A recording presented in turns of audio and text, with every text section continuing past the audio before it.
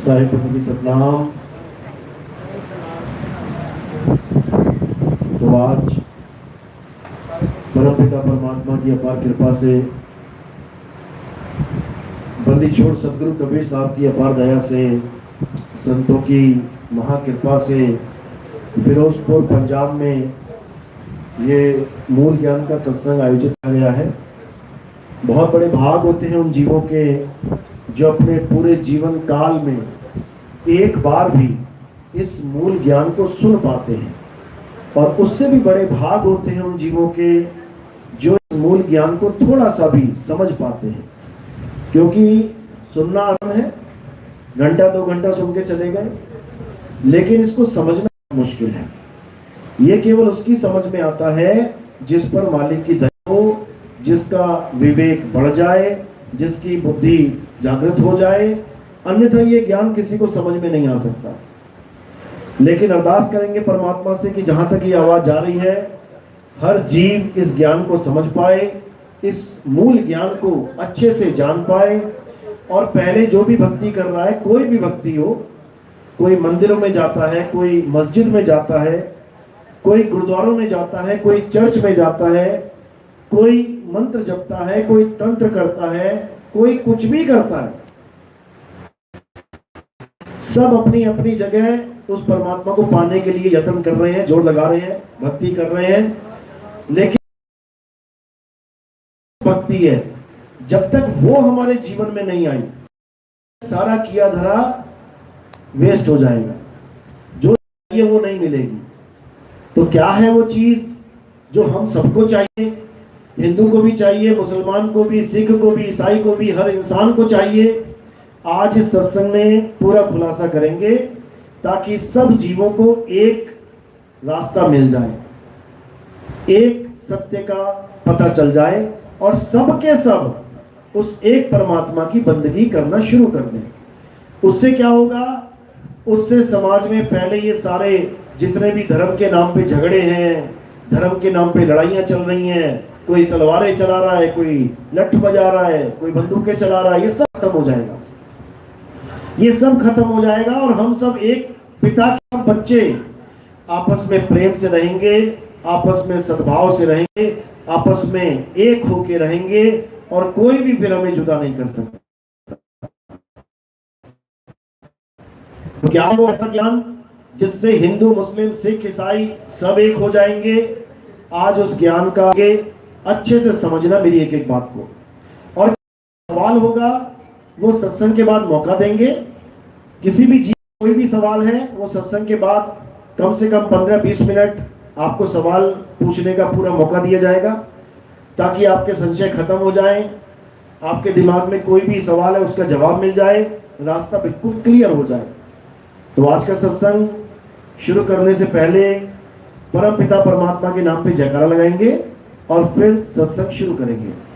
बोलिए परम पिता परमात्मा की, सदगुरु बंदी छोड़ कबीर साहिब की, सदगुरु मदन पति साहिब की, दीवान जवाहर पति साहिब की, सदगुरु राम सेवक साहिब की, सदगुरु वैरागपति साहिब की, सभी संतों की, पंडाल में आए सभी भक्तों की, इनके माता पिता गुरुदेव की, इस गांव नगर बस्ती की, आज के आनंद की, सकल हंस को बंदगी, साहेब बंदगी सतनाम। तो कबीर साहब इस संसार में आते हैं हमें वो रास्ता दिखाने के लिए जिसको पाने के लिए हम जुगों जुगों से भटक रहे हैं। ये भक्तियां कोई आज की भक्तियां नहीं है कि ये आज तुम्हारा पहला जन्म है और तुम पहली बार गुरु धारण करके कोई नाम जप रहे हो। ये पहला जन्म किसी का भी नहीं है। जन्मों जन्म बीत गए इसी दुनिया में, आते जाते आते जाते। वाणियां प्रमाणित करती हैं, संत बताते हैं, कई जन्म भय कीट पतंगा, कई जन्म गजमीन कुरंगा। पता नहीं कितने जीवन चींटी, हाथी, घोड़ा, क्या क्या बनते रहे और आते रहे जाते रहे। 84 भटकने के बाद केवल एक जन्म है। वो कौन सा जन्म है? ये इंसान का जन्म, जो हमने आधे से ज्यादा बिता लिया है। एक नॉर्मल एवरेज मान के चलो तो 80 साल में कहते हैं कि बंदा चला जाता है। 80 साल का आधा, 40, लगभग 40 से सब थोड़ा ऊपर थोड़ा नीचे बैठे हुए हैं यहाँ पे। यानी आधा जीवन, जो अनमोल जीवन है इंसान जन्म, वो जा चुका है आधा। और 50 वाले भी बैठे हैं, 60 वाले भी बैठे हैं, 65-70 वाले भी बैठे हैं। यानी अब चंद घड़ियां बची हैं, चंद साल बचे हैं, चंद महीने बचे हैं। अब इस समय को अगर हमने लेके नहीं लगाया, भक्ति तो हमने बचपन से करी है। 40 साल वाला ये नहीं कह सकता कि हमने भक्ति नहीं करी है, बिल्कुल करी है। 70 साल वाले को ये नहीं कह सकते कि तूने आज तक भक्ति नहीं करी, भक्ति सबने करी है, लेकिन सत भक्ति नहीं कर पाए। भक्ति और सत भक्ति, इन दोनों में बहुत बड़ा अंतर है। क्या अंतर है, अच्छे से समझ लो। जैसे नाम, कोई भी नाम ले लो, और सतनाम यानी सच्चा नाम। अब हम कहते हैं सच्चा नाम, इसका मतलब झूठा नाम भी है, तभी तो कह रहे हैं सच्चा नाम। तो हमने क्या करना है, हमने केवल नाम नहीं लेना है, हमने सच्चा नाम लेना है। हमने केवल भक्ति नहीं करनी है, हमने सत भक्ति करनी है। हमने केवल सिमरन नहीं करना है, हमने सत सिमरन करना है। कैसे करेंगे, जब हमें समझ में आ जाएगा कि सत्य और सत्य होता क्या है, ये होता क्या है। तो कबीर साहब समझा रहे हैं कि सत्य और असत्य में फर्क समझ लो। सारी दुनिया में जितने भी लोग हैं, जो भी धार्मिक लोग हैं, भगवान को मानते हैं, वो भगवान के नाम को पकड़ के बैठे हैं। हिंदू राम राम पकड़ के बैठे हैं, मुसलमान अल्लाहु अल्लाहु पकड़ के बैठे हैं, सिख भाई वाहिगुरु वाहिगुरु पकड़ के बैठे हैं, ईसाई गॉड हालेलुया पकड़ के बैठे हैं। यानी नाम सबके पास है। ऐसा कोई धर्म नहीं, ऐसा कोई पंथ नहीं, ऐसा कोई संप्रदाय नहीं जहां पर नाम की कोई कमी है। नाम सबके पास है, हर गुरु के पास नाम है। तुम इस दुनिया के किसी भी गुरु के पास चले जाओ, वो क्या देगा तुम्हें, नामदान। वो नामदान देगा, यानी उसके पास नाम तो भरपूर है।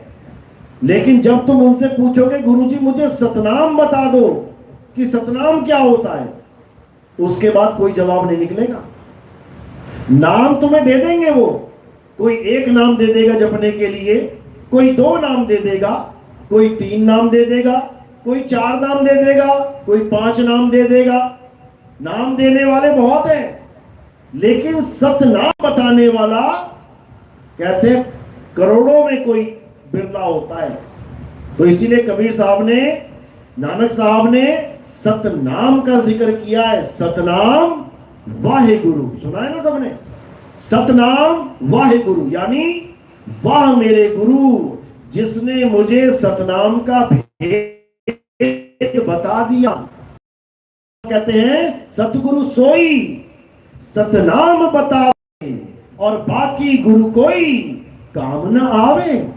यानी जितने भी नाम तुम लेके बैठे हो परमात्मा के, ये किसी के काम आने वाले नहीं है।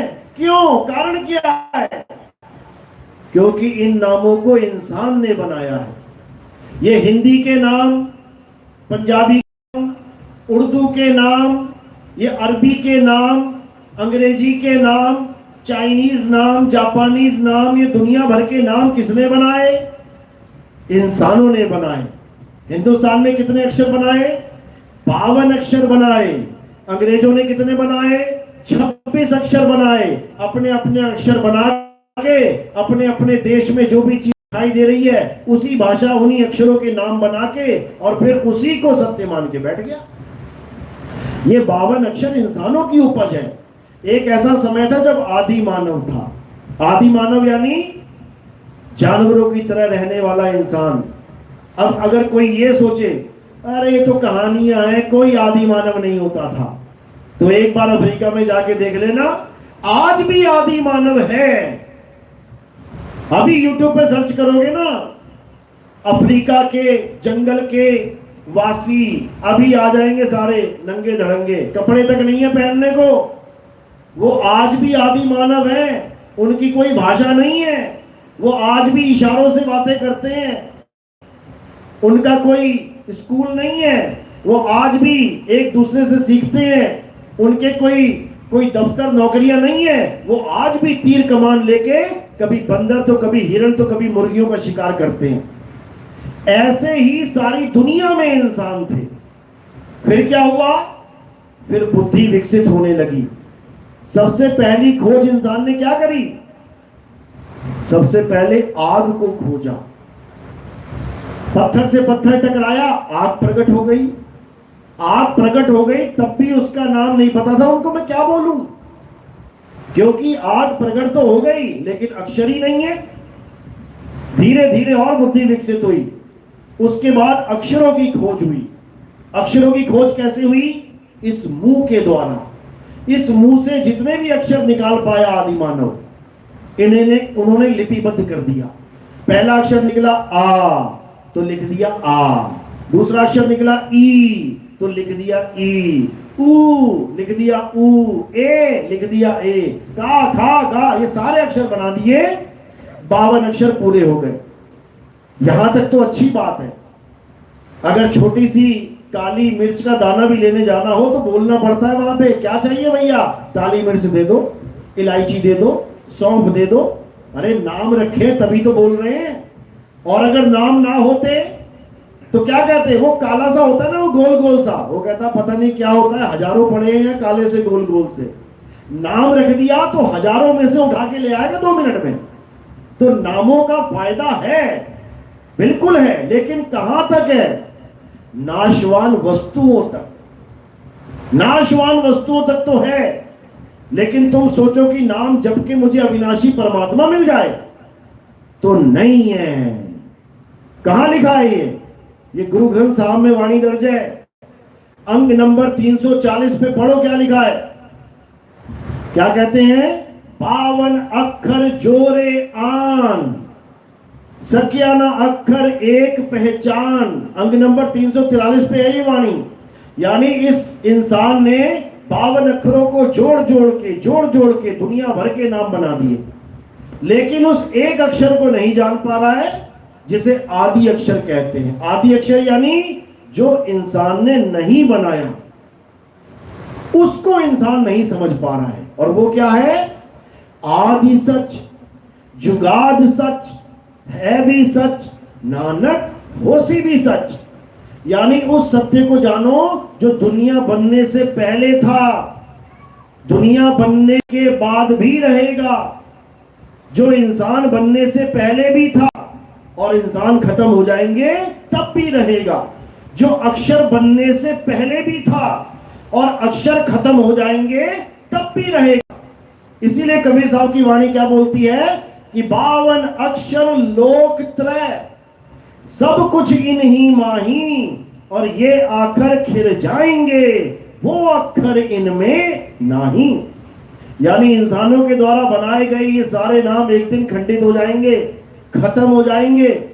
वो कौन सा नाम है जो इंसान बना नहीं सकता और उसको मिटा नहीं सकता? दुनिया का हर नाम आप कागज पे लिख दो, उसके बाद रबड़ देके मिटा दो, मिट जाएगा ना।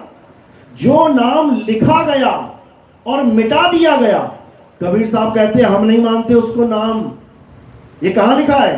अंग नंबर 340 पे लिखा है। क्या कहते हैं? ओंकार आदि में जाना, और लिखे और मेटे ताही ना माना।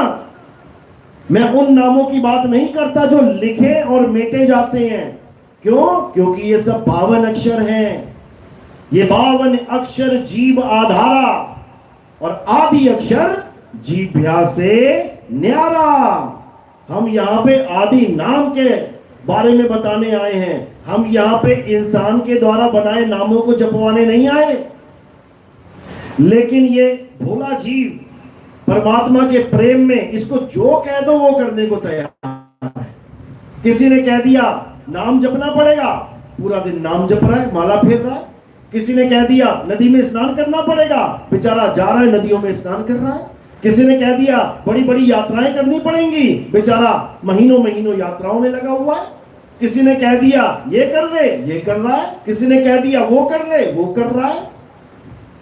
क्यों? क्योंकि परमात्मा को पाना चाहता है।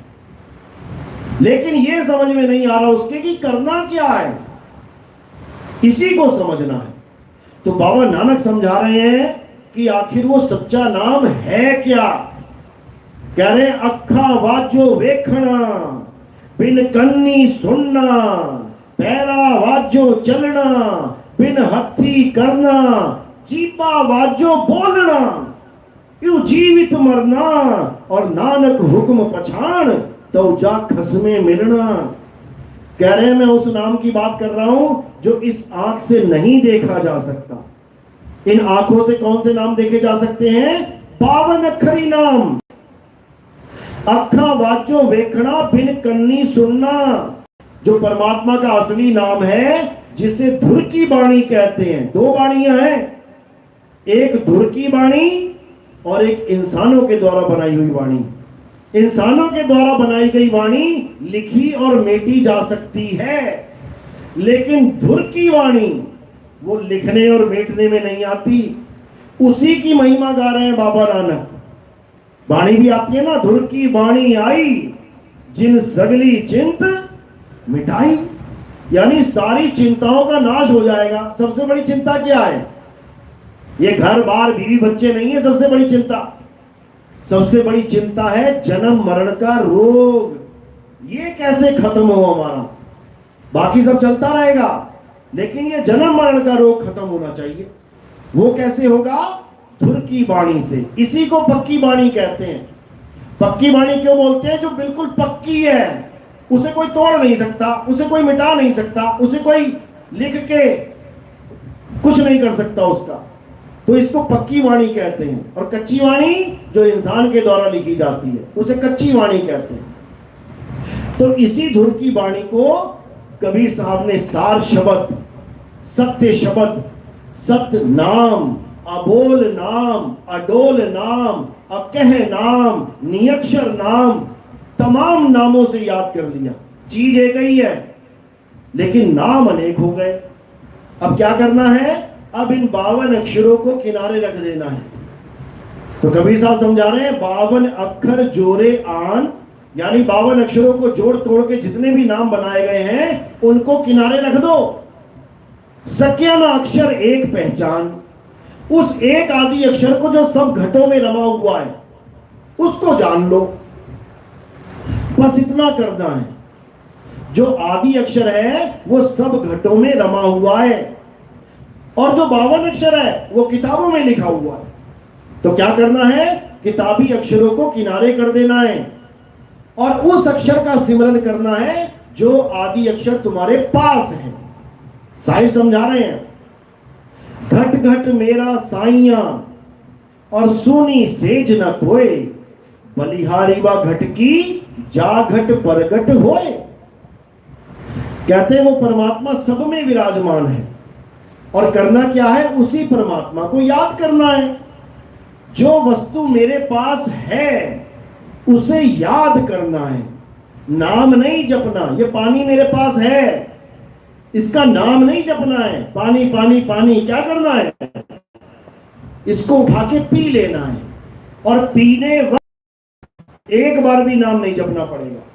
देखो,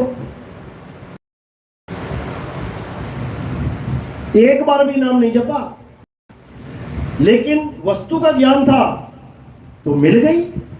तो साहिब समझा रहे हैं, वस्तु कहीं और ढूंढे कहीं, कैसे लागे हाथ, और गुप्त वस्तु तब जब भेदी लीजिए साथ। जपी नहीं, जपी और भेदी में जमीन आसमान का अंतर है। जपी क्या होते हैं? जो नाम जपते हैं उसको जपी कहते हैं, जो तपस्या करते हैं उनको तपी कहते हैं। तो जपी और तपी की बात नहीं चल रही यहां पे। जपी बहुत बैठे हैं संसार में, हिंदुओं में भी जपी है, माला पकड़ लेंगे, राम राम राम, ये जप है। मुसलमानों में भी जपी हैं। अरब देश में जाओ, उनके हाथों में भी माला पड़ी हुई है। केवल पंडित जी नहीं माला घुमा रहे हैं, मुसलमान भी माला घुमा रहे हैं। वो क्या कर रहे हैं? अल्लाहू अल्लाहू अल्लाहू अल्लाहू। सिख भाई भी नाम जप रहे हैं, वाहे गुरु वाहे गुरु वाहे गुरु वाहे गुरु। ईसाई भी नाम जप रहे हैं, और चारों को लग रहा है कि हम अलग अलग काम कर रहे हैं। एक ही कर रहे हैं, एक ही काम चल रहा है। क्या चल रहा है? 52 अक्षर जोड़े आन, ये चल रहा है। हिंदुओं ने 2 अक्षर जोड़ लिए, राम। मुसलमानों ने 3 अक्षर जोड़ लिए, अल्लाह। सिख भाइयों ने 4 अक्षर जोड़ लिए, वाहे गुरु। ईसाइयों ने 5 अक्षर जोड़ लिए, हालेलुया। क्या किया? 52 अक्षर जोड़े आन, सकिया न अक्षर एक पहचान। उस एक परम तत्व को, उस एक आत्म तत्व को नहीं जान पाए जो सब में पहले से ही विराजमान है।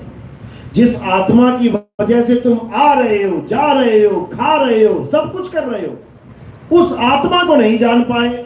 और उसी आत्मा के द्वारा जो नाम निकल रहे हैं, किसकी वजह से निकल रहे हैं नाम? मैं बोल रहा हूं जय श्री राम। किसकी वजह से निकला नाम? आत्मा की वजह से। मैंने बोला हालेलुया। किसकी वजह से निकला नाम? आत्मा की वजह से। मैंने कहा जो बोले सो निहाल, सत श्री अकाल। किसकी वजह से नाम निकला? आत्मा की वजह से। मैंने बोल दिया अल्लाहु अकबर। किसकी वजह से नाम निकला? आत्मा की वजह से। तो हम आत्मा के द्वारा उत्पन्न किए नामों के तो पीछे लग गए, लेकिन जिसको आत्मा उत्पन्न कर रही है, जिसकी वजह से अक्षर उत्पन्न हो रहे हैं, उस आत्मा को हम नहीं जान पाए। तो क्या करना है? इसी आत्मा को जानना है। यही है असली सिमरन। गुरु ग्रंथ साहब में वाणी आती है, आत्म देव पूजिए, गुरु के सहज सुभाए, आत्मेनो आत्मे दी प्रतीत ते कर ही परचा पाए। यानी अगर हमें आत्म देव का भेद समझ में आ जाए, किसी गुरु के द्वारा हमें आत्मा का भेद पता लग जाए, तो क्या करना है? आत्म देव पूजिए, आत्मदेव की पूजा करनी है। अभी आत्मदेव क्या है भाई? इसके कितने हाथ, कितने पैर हैं भाई? कितनी आंखें, कितने नाखून, कितनी उंगलियां हैं भाई? एक भी उंगली, एक भी हाथ पैर नहीं है इसका। नानक साहब समझा रहे हैं वाणी में, क्या कह रहे हैं? रूप न रेख न रंग, प्रभु 3 गुणों से भिन्न, और तिस ही बुझाए नानका, जित होवे प्रसन्न। जिस पर मालिक ने कृपा कर दी, उसको आत्मदेव का भेद बताने वाला गुरु उसके जीवन में आ जाएगा। और जो बेचारा सारी उम्र नाम जपता निकल गया, उसका कल्याण कभी नहीं हो सकता। इसलिए नानक साहब ने भी बार बार समझाया कि उसके भाग बहुत बड़े हैं, जिसके जीवन में कोई साधु आ जाए, नाम बताने वाला आ जाए, नाम जपवाने वाला नहीं। जपवाने वाले बहुत बैठे हैं, एक एक गांव में 10-10 लोग बैठे हैं, जाके कहीं भी नाम ले लो। ये 52 अक्षरी नाम है। नाम जपाने वाला नहीं, नाम बताने वाला चाहिए। पानी जपवाने वाला नहीं, पानी पिलाने वाला चाहिए। इसीलिए साहिब ने बोला, नानक साहब ने बोला, प्रभु कृपाल कृपा करे, नाम नानक साधु संग मिले। यानी बड़े बड़े बिजनेसमैन बन गए, बड़े बड़े राजा बन गए, बड़े बड़े मिनिस्टर बन गए, और तुम सोच रहे हो कि प्रभु ने कृपा कर दी। ये प्रभु की कृपा है ही नहीं। अगर ये प्रभु की कृपा होती तो रविदास जी महाराज क्या होते? बहुत बड़े राजा होते, बहुत बड़े बिजनेसमैन होते। अगर प्रभु ने कृपा की होती तो कबीर साहब कितने बड़े होते? दुनिया के सबसे बड़े राजा होते, लेकिन झोपड़ी में रह के चले गए। तो झोपड़ी वाला सोच रहा है कि प्रभु की कृपा होती है जब मेरी झोपड़ी से महल बन जाए, और महल वाला सोच रहा है कि प्रभु की कृपा वो होती है जब मेरा एक महल से हजारों महल बन जाए। ये नहीं होती प्रभु की कृपा।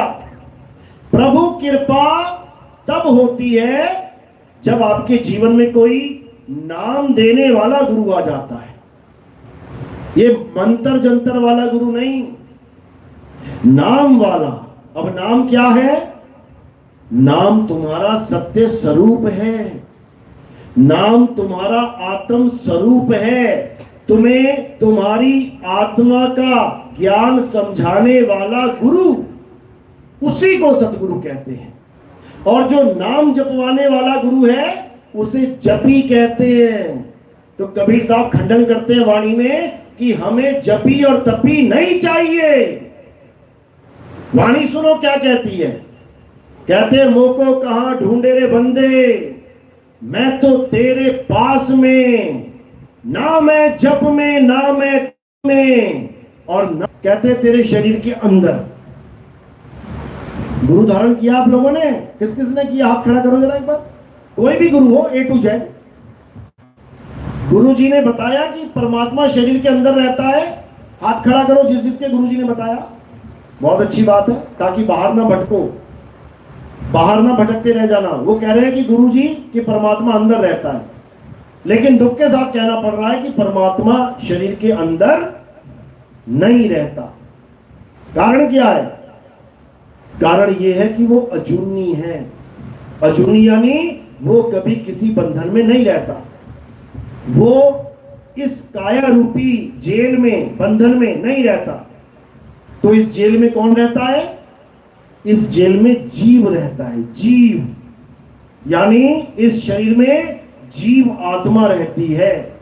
और जब तक वो जीव आत्मा शरीर में रहती है तब तक ये शरीर जीवित रहता है। जीवित का मतलब है जीव इतः, यानी जीव है। नब्ज देखते हो ना, कोई आदमी बेहोश पड़ा हो, पहले जाके नब्ज देखेंगे चल रही है कि नहीं। अगर दिल धड़क रहा है इसका मतलब जीव है, जीवित है। और धड़कन बंद हो गई तो क्या कहेंगे? निर्जीव हो गया। निर्जीव यानी जहां पर जीव ना रहता हो। तो शरीर में आता और शरीर से जाता, उसे क्या कहते हैं? जीवात्मा। जो आता और जाता है उसे कहते हैं जीवात्मा। और परमात्मा जो आता जाता नहीं है उसे कहते हैं परमात्मा। तो कबीर साहब मोहर लगा रहे हैं, कह रहे आवे ना जावे, जन्मे नहीं मरे, सो निज पीव हमारा हो। अब एक हो गया जीव और एक हो गया पीव। दोनों में जमीन आसमान का अंतर है। जीव वो है जो मां के गर्भ में आता है और धरती के गर्भ में समा जाता है। गर्भ से आया और गर्भ में ही समा गया। लेकिन परमात्मा वो है जो आता और जाता नहीं है, वो अचल है। उसे अचल बोला गया। गरीबदास जी महाराज जी की वाणी है, कहते हैं सतगुरु के लक्षण कहूं, अचल विहंगम जाल, और हम अमरापुर ले गए ज्ञान शब्द सरघाल। कहते हैं हमें सतलोक लेके गए परमात्मा। सतलोक क्यों बोल रहे हैं? क्योंकि ऐसे स्थान पे लेके गए जो सत्य ही सत्य है, वहां कुछ असत्य है ही नहीं। और ऐसा कौन सा स्थान है जहां सत्य ही सत्य है? वो केवल और केवल आत्मदेव है। जहां सत्य के अलावा कुछ है ही नहीं, उसी जगह को खालिस्तान कहते हैं। खालिस्तान मतलब जहां खालिस ही खालिस, खालिस यानी शुद्धता ही शुद्धता है, जहां कोई मल, जहां कोई मिलावट नहीं है, उसे खालिस कहते हैं। उसी को निर्मल कहते हैं। तो जब वो ज्ञान मिलेगा, वो अनुभव होगा, आत्मदेव का साक्षात्कार होगा, तब आप क्या हो जाओगे? आप आत्म ज्ञानी हो जाओगे। फिर आप ये जपी तपी नहीं रहे कि आप भगवान का नाम जपोगे, बिल्कुल नहीं। कबीर साहब ने जोरदार खंडन किया नाम जपने का। क्या कहते हैं? सुमिरन सुरत लगाए के, मुख से कुछ ना बोल, और बाहर के पट बंद कर, भीतर का पट खोल। यानी ये माया के पट बंद कर, ये जो दिख रहा है तुझे शरीर से, इस काया के द्वारा तुम्हें जो कुछ दिख रहा है, ये सब माया है, ये सब झूठ है। हर संत ने बोला है ये, वेदों में भी यही बताया, पुराणों में भी यही बताया, शंकर जी ने भी यही बताया, कृष्ण जी ने भी यही बताया, बाबा नानक ने भी ये बताया, कबीर साहब ने भी ये बताया कि ये जगत एक माया है। इस दुनिया में जो दिख रहा है वो सब माया है। तो मंदिर दिख रहा है कि नहीं दिख रहा है? मस्जिद दिख रही है कि नहीं दिख रही है? दिख रहे हैं कि नहीं दिख रहे हैं? चर्च दिख रही है कि नहीं दिख रही है? ये जितने भगवानों के बड़े बड़े हॉल बना रखे हैं, ये दिख रहे हैं कि नहीं दिख रहे हैं? तो जो दिख रहा है माया है, और तुम दिखने वाली चीज के पीछे भाग रहे हो, यानी तुम माया के पीछे भाग रहे हो। तो क्या नहीं दिख रहा है? आत्म तत्व नहीं दिख रहा है, परमात्मा नहीं दिख रहा है। जो नहीं दिख रहा है उसके पीछे भागना है। कैसे भागेंगे? जब हमारे जीवन में उस तत्व का ज्ञान ही आ जाएगा। इसीलिए गीता में बोला, अध्याय 4 34वां श्लोक, हे अर्जुन, अगर तुम परम सत्य को जानना चाहते हो, अगर तुम उस आत्म तत्व को जानना चाहते हो, तो ऐसे तत्वदर्शी संत की शरण में जाओ जिसने उस आत्म तत्व को जान लिया है। केवल वही तुम्हें तुम्हारे आत्म तत्व का ज्ञान करवा सकता है, अन्यथा इस संसार में और ऐसा कोई नहीं जो तुम्हें आत्म तत्व का ज्ञान दे दे। नाम दे देंगे, ज्योति निरंजन ओंकार अरंकार सोहम सतनाम जपते रहो सारी उम्र। नाम दे देंगे, सतपुरुष अकाल मूल शब्द स्वरूपी राम जपते रहो सारी उम्र। नाम दे देंगे, ओम कलियम हरियम शरियम नाम दे देंगे, ओम तत्सत ओम नमः भगवते वास सारे नाम दे देंगे, लेकिन आत्म तत्व का ज्ञान नहीं दे सकते कि आत्मा कैसी होती है, आत्मा का अनुभव कैसा होता है, आत्मा किस तत्व की बनी है। यह ज्ञान तुम्हें नहीं मिलने वाला कहीं भी। और चीज तुम्हारे पास है, आत्मा सबके पास है। हाथ खड़ा करो जिसके पास आत्मा है। अच्छा, आधों के पास नहीं है?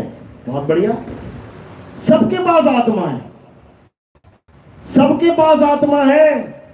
अपनी अपनी आत्मा लेके आए ना सब। घर तो नहीं छूट गई किसी की, जल्दबाजी में चाय बनाते हो वहीं रह गई हो, ऐसा नहीं हो सकता।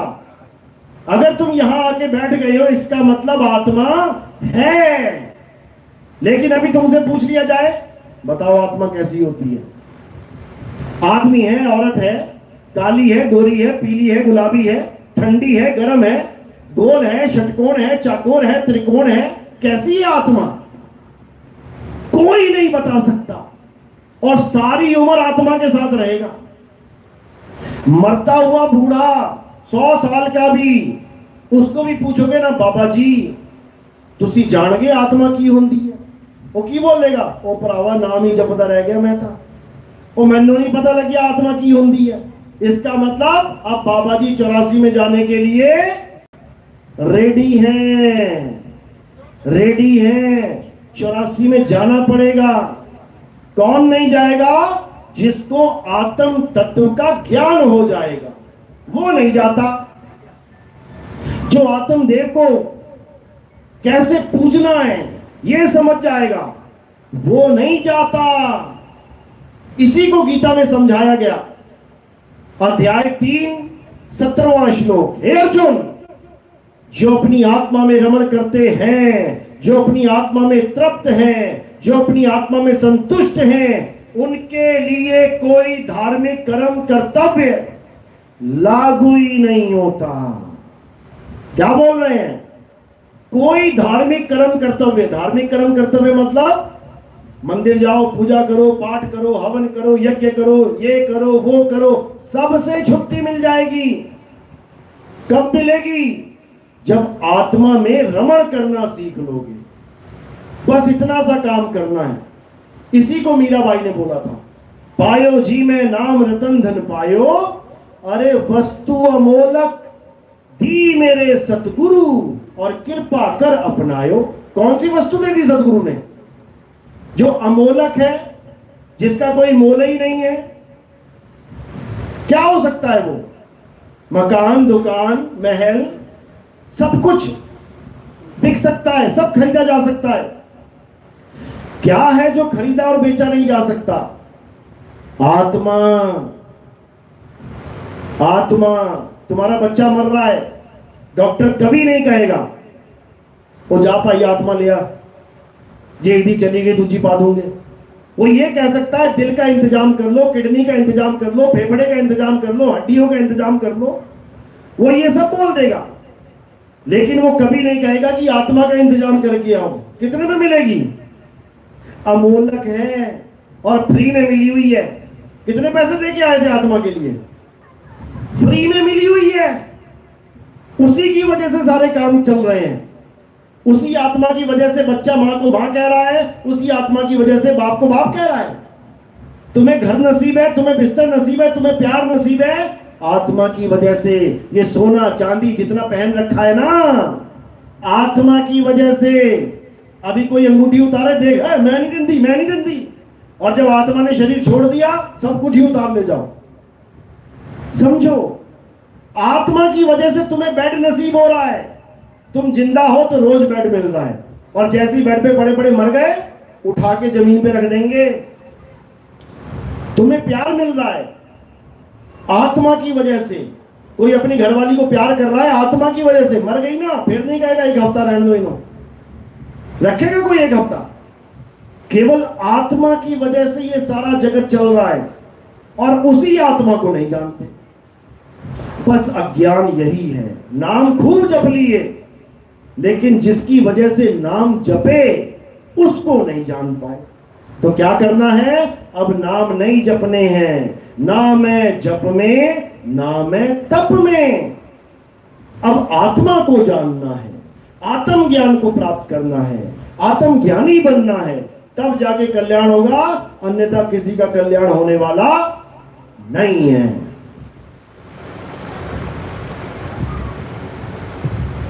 तो हर संत यही समझा रहे हैं। पलटू साहब कहते हैं, पलटू पूजे आत्मा, नित्य आए नित्य जाए, और पाथर पूजे मूर्खा, हाथ जोड़ घेगी आए। दो प्रकार की आत्माएं हैं, एक अचल और एक चल। तो अभी किसकी बात चल रही है? पलटू पूजे आत्मा, नित्य आए नित्य जाए, यानी समुद्र छोड़ो, लहर भी तुम्हें अनुभव करवा देगी कि मैं हूं कि नहीं।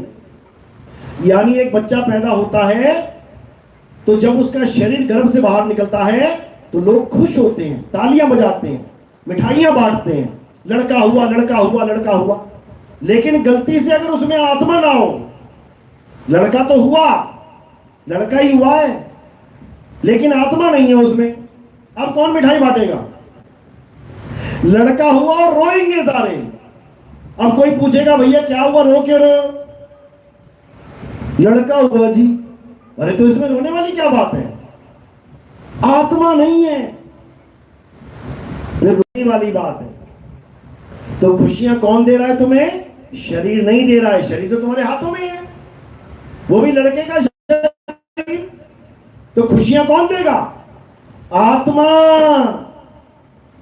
आत्मा आई है तो खुशियां देके जाएगी, आत्मा नहीं तो कुछ भी नहीं मिलने वाला। तो इसी आत्मा का ज्ञान सारे ग्रंथों में भरपूर है।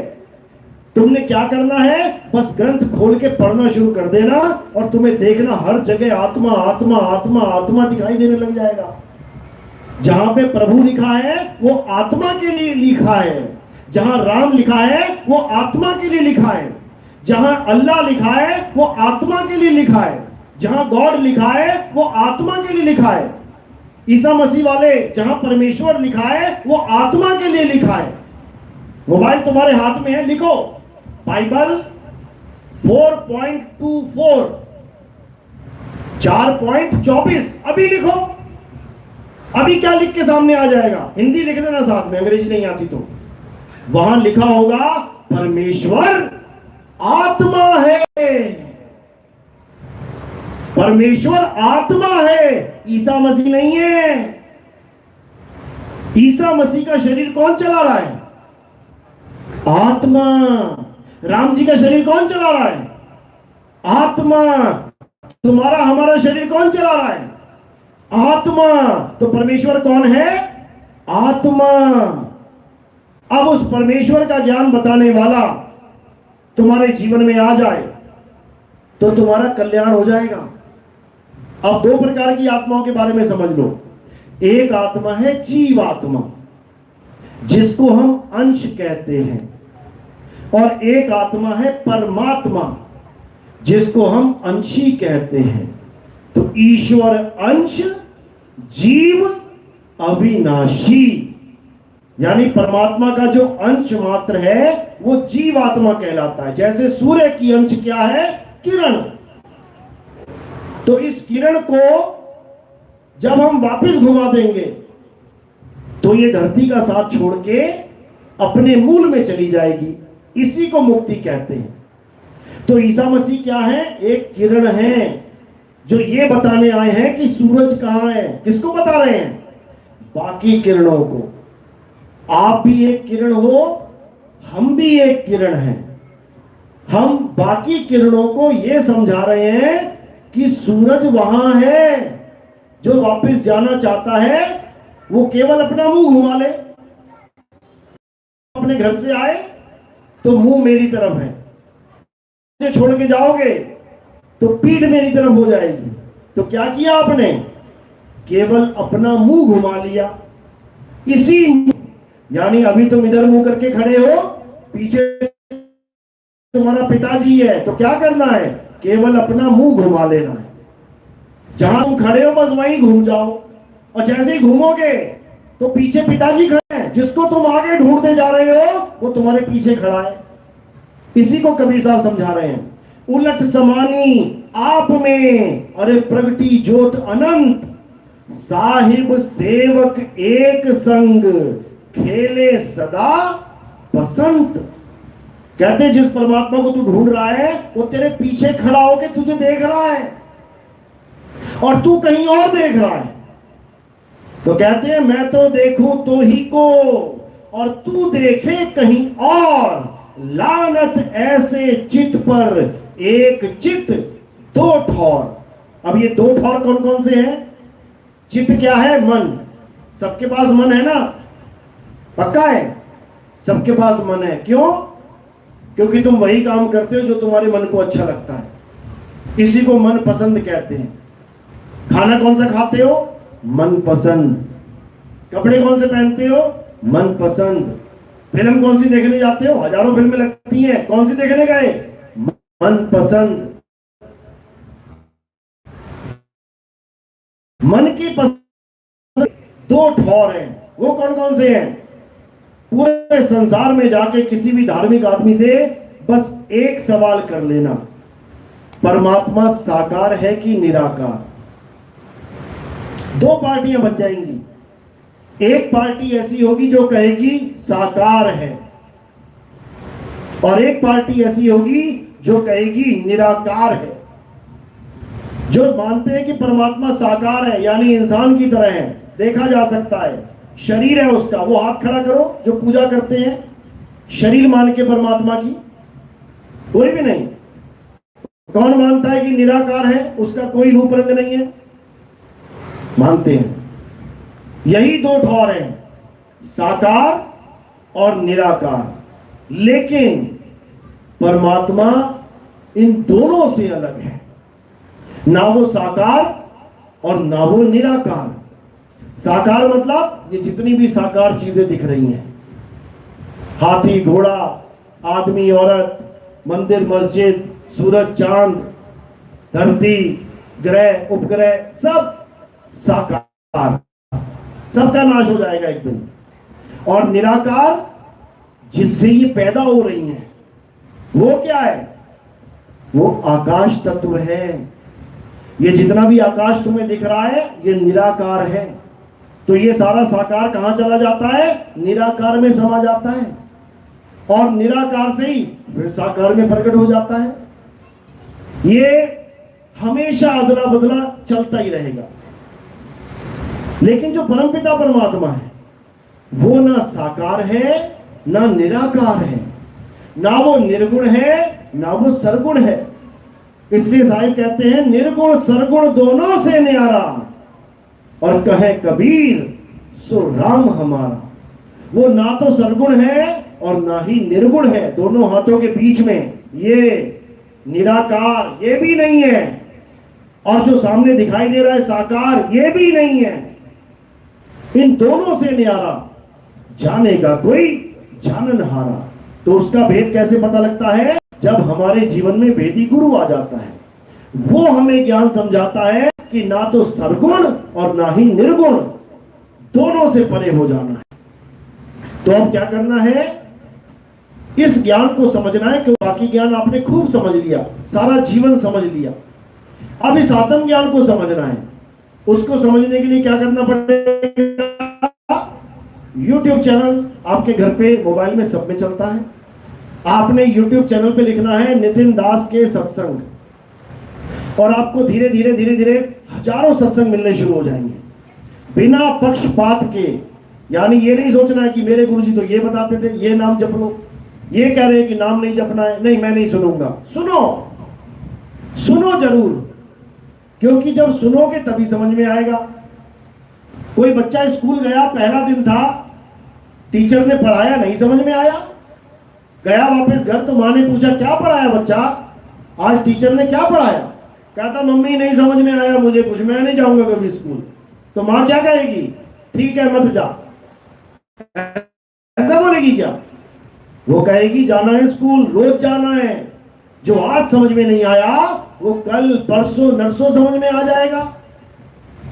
तो इसी प्रकार हमारे सत्संग पहली बार में समझ में नहीं आते, लेकिन जब धीरे धीरे धीरे धीरे तुम सत्संग की गहराइयों में जाओगे, तब तुम्हें एक एक बात समझ में आएगी कि बाबा नानक क्या कहते थे, रविदास जी महाराज क्या कहते थे, मीरा भाई क्या कहती थी, कबीर साहब क्या कहते थे, अरे कृष्ण जी क्या कहते थे, ईसा मसीह क्या कहते थे, यहूदियों के बाबा आदम क्या कहते थे, बाबा मूसा क्या कहते, हर चीज समझ में आने लग जाएगी। लेकिन तभी होगा जब इस ज्ञान को गहराई से समझोगे।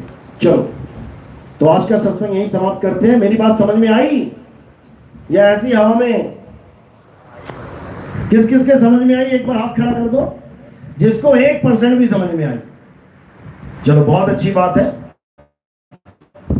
समझ में भी इसलिए आ रही है क्योंकि हमने किसी ना किसी गुरु की शरण धारण की हुई है।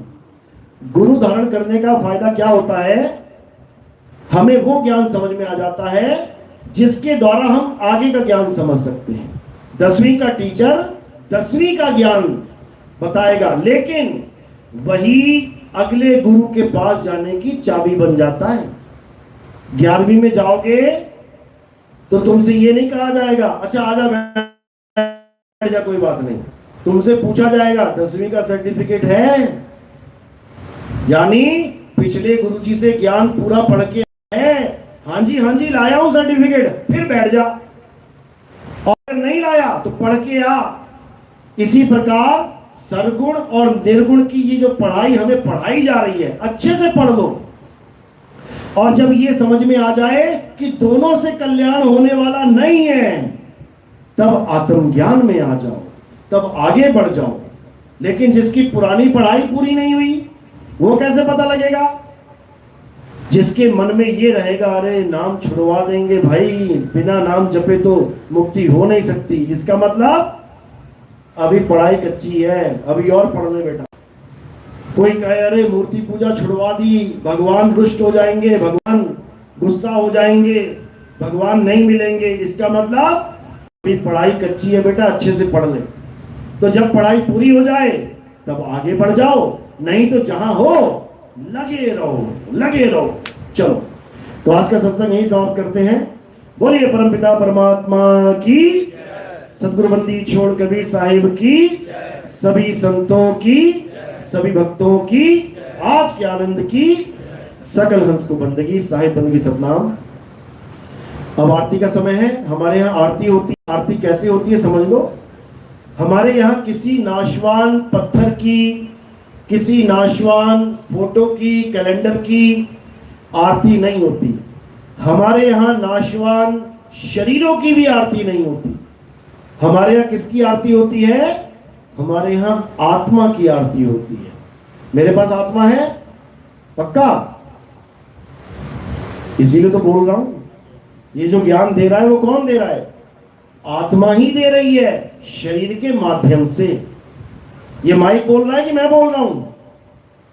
मैं बोल रहा हूं इस माइक के माध्यम से। अगर कोई कहे नहीं नहीं नहीं ये माइक बोल रहा है, ले बोल के दिखा भाई।